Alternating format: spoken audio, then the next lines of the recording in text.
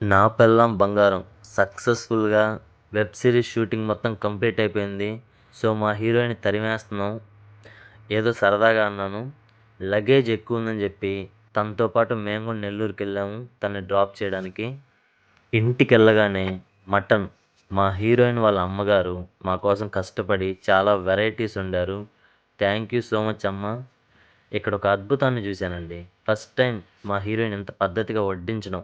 దీన్ని చూడడం కంటే ప్రశాంతంగా మటన్ తినడం బెటరు.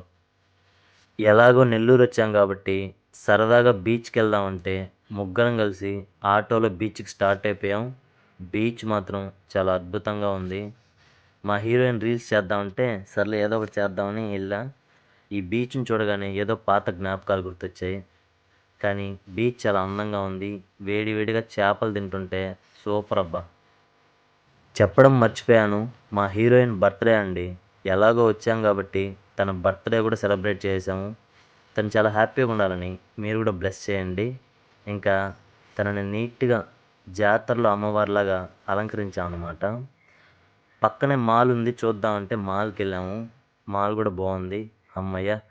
ఈ దరిద్రులు ఎళ్ళిపోతున్నారు అని తన రియాక్షన్ అనమాట. హ్యాపీగా ఎళ్ళిపోండ్రా ఇంక రావద్దండి అని చెప్తుంది. ఓకే. ఓకే.